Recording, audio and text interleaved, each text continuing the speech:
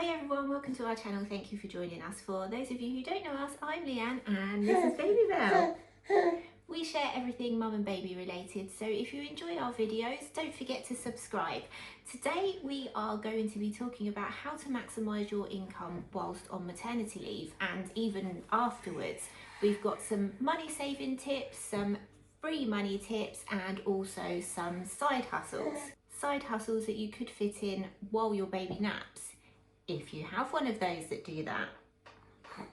Some of these you might already know about, some may be completely new to you and some require a bit more effort than others. None of them are get rich quick schemes, but they should give you a little bit of extra money to get through maternity pay. In the UK, you're entitled to 52 weeks of maternity pay. Some employers are quite generous with their maternity pay, but for the majority of us, we get statutory maternity pay, which is 90% of your earnings for the first 6 weeks, and then £151.97 for the next 39 weeks, and then for the last 13 weeks, you don't get anything. That's better than some countries, but if you're used to a full-time earning, then it does come as a bit of a shock when your wages just drop down to £600 a month. Firstly, talk to your partner about finances. Just because you're bringing in less money doesn't mean that you're the one that should miss out on everything. For some people it is really difficult talking about money, but it's so important, so important to understand how you're going to manage. Set a budget. That is probably the best thing you can do to start with. I'll link our how to do a basic budget video in the description below so that you can have a look at that if you're completely new to it. In an ideal world, we would start saving before we fell pregnant, but obviously we don't live in an ideal world. So as soon as you find out that you're pregnant, start saving money, get that budget set up, have a look at what you're going to need for a baby and start saving. Again, it's not just your responsibility to have to buy everything for the baby, so talk to your partner and your support network, whoever else is going to be contributing to raising your child financially. During pregnancy, try not to use too much of your annual leave. That way you can tack it on either to the beginning of your maternity leave or the end of your maternity leave. You'll also accrue annual leave during maternity leave as well, so that's good to use at the end, especially if you are taking those 13 weeks unpaid. It gives you a little bit of income coming in. Make the most of your keeping in touch days, or kit days as they're known. You are entitled to up to 10 of these and you get paid for them, so it's a good way of sort of keeping you involved in your job, and it's also that little bit of extra money. I've actually got my first one coming up this month and I'm not sure how I feel about it because I feel like I've just forgotten everything that I know about my job. Hey.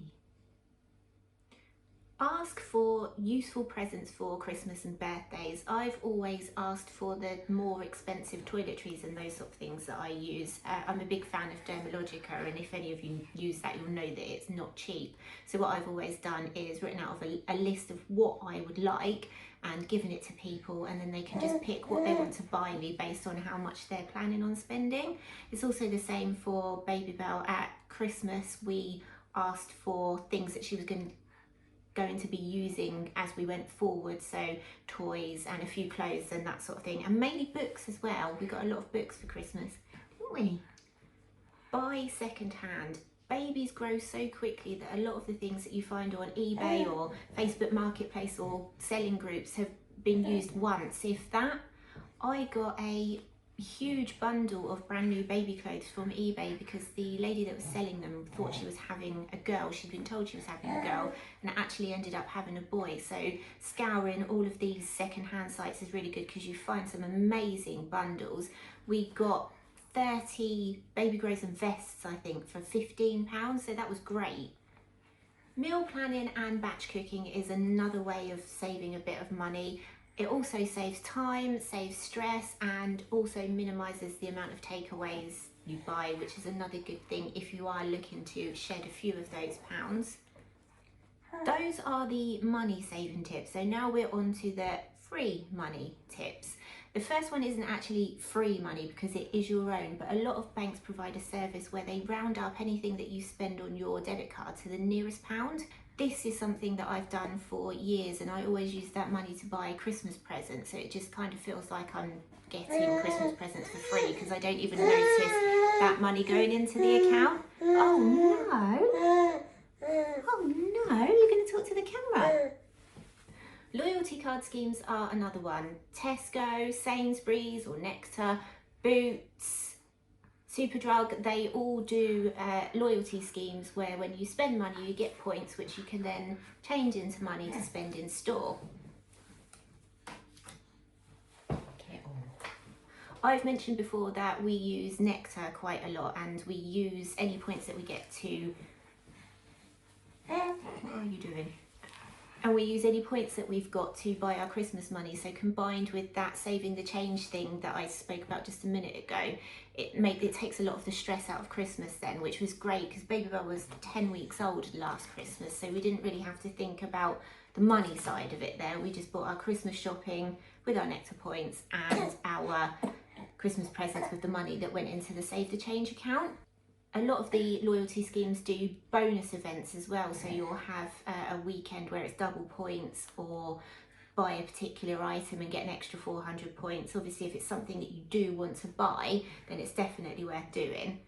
And on the subject of loyalty schemes, quite a few beauticians and hairdressers do these. Now, a lot of people will say, you know, if you're on maternity leave, give up things like having your nails done or your hair done, but self-care is really important, and if that's something that is important to you, then you should continue to do it if you can, and find yourself a hairdresser or a beautician that's got these loyalty schemes. A lot of them will do, you know, after 4 treatments you get 10% off, and then after 12 treatments you get a free haircut or something like that. So that's really good because having a free haircut is fantastic.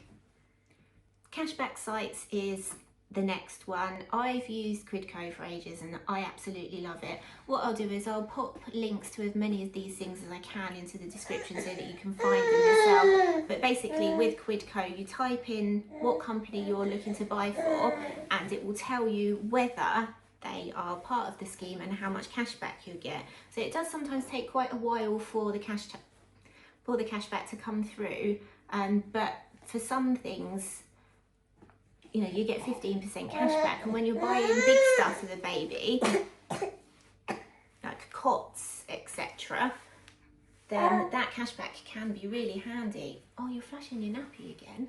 Market research companies are another one. I use something called Shop and Scan. Basically what happens is every time we buy something, we scan it in using a special thing, and I was meant to have that here with me before I did the video so I could show you, but I will put either a video or a photo of it in so that you can see. Scan everything in and then you upload it to your account with your receipts, and they give you points which you can then turn to vouchers. I used the first lot of vouchers that I got to actually buy the tripod that my phone is on for filming, so it's just little things like that. It just feels like it's something free that you've got yourself. Oh, are you presenting? Are you presenting? Paid surveys are another one. I've done paid surveys for years, since I started properly using the internet, probably about 18 years ago. I use a company called Ipsos, and again you get points for filling in the surveys, and they are on everything. They range from beauty products to technology to baby things, and then again they give you points and you just transfer them into vouchers once you've got a certain amount, and then they used to obviously send them by post, but now you get them all electronically and you can use them for things like you can use them for things like Amazon, or there's just hundreds of different types. I know there are a lot of different survey companies, but Ipsos is the one that I've used consistently for about 18 years, and it's brilliant. Another one, and it's a slightly strange one, is referral links. So people will ask you all the time where you've got stuff from, and a lot of companies will give you a bit extra if you have a referral link and you refer a friend to them. So for example, Quidco, the link that I'm going to put down below, if you click on it and you sign up, I'll get a little bit something free, and you will probably get something free as well. I also use Feel Unique for beauty products, and there's hundreds of things. So if you recommend something to someone, have a look on the website and see if they provide a referral link, and then a lot of the time you might get something, even if it's only £2 or £3. If you can do that a few times, it's going to add up.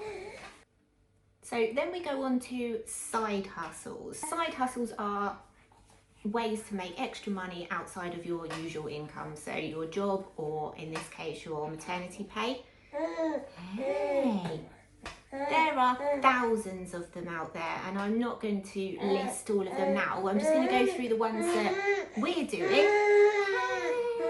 Hey, in a bid to try and earn a little bit of extra money, and while I'm on maternity leave, and then obviously going forward for when I go back to work, etc. As we're on YouTube now, we'll start with YouTube. There are hundreds of different ways to make money through YouTube, and the first one is ads. So obviously you see ads on YouTube all the time, and for a lot of creators they do make money through ads, but we don't actually make any money from ads. Ow! We don't actually make money through ads because we don't qualify for it. There are set criteria that you have to reach before you can make money from adverts. What are you doing to me? And they are that you have to have a certain amount of subscribers and a certain amount of watch hours in a year.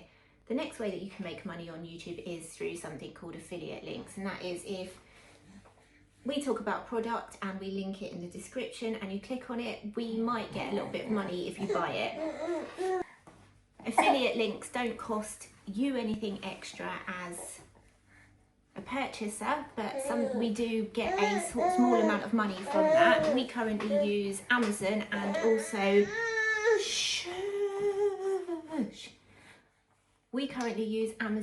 also a company called Elsie Ava Boutique, which sells baby clothes. If you buy anything from them, we do make a small amount of money from them.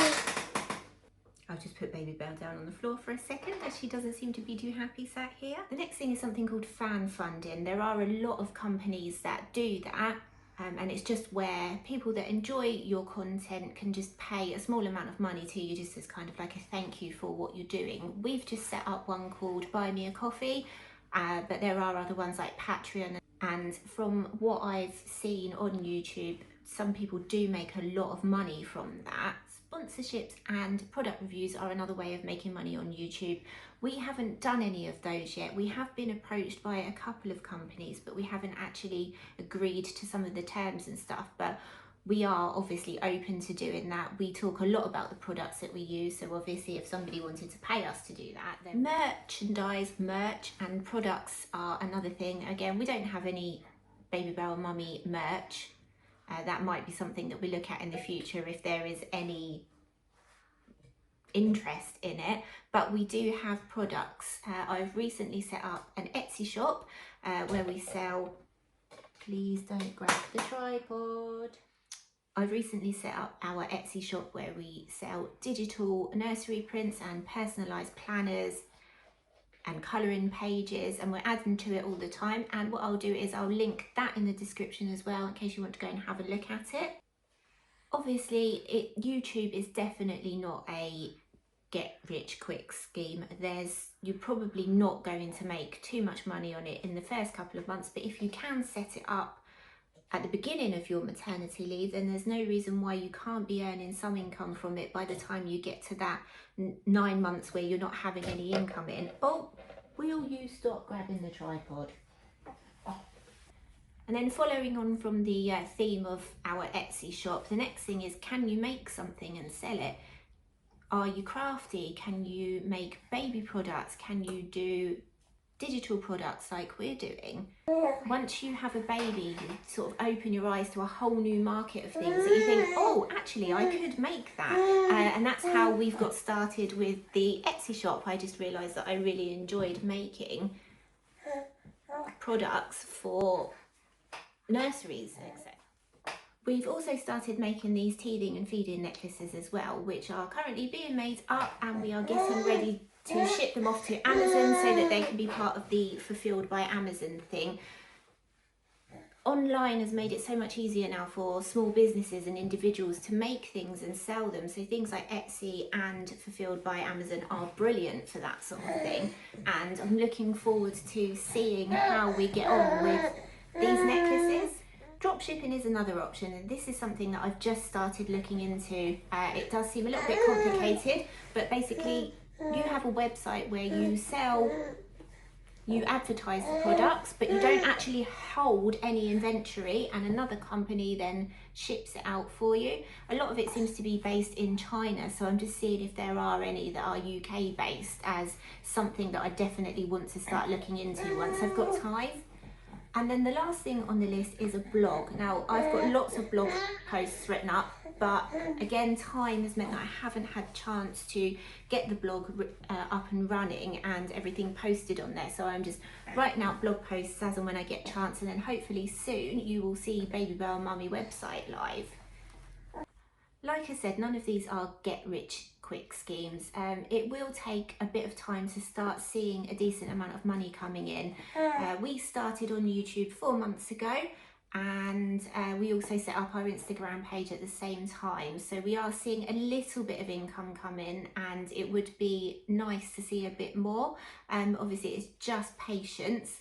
But if you can start something like that up in the early stages of your maternity leave, there's no reason why you can't see a little bit more income coming in. And then obviously when you do go back to work, you've done all of that hard work of getting everything set up, so that hopefully you can continue doing it and just have that extra income coming in. Have I missed anything? Is there anything that you're doing to get extra income on maternity leave, or as a stay-at-home mum, or as an extra bit of income around your job? Please let me know in the comments if you do, because I'm really interested in seeing what everyone else is doing and seeing if there are other ways that we can get a little bit of extra income. Hey. As usual, we really hope that you enjoyed this video and found it useful. If you did, please give it a thumbs up, let us know in the comments, and don't forget to subscribe. It lets YouTube know that the video is worth pushing out for other people to see. We'll see you next time. Say bye. Say bye. Smiley, smiley, smiley, smiley, smiley. Whinging. Stop whinging. Stop.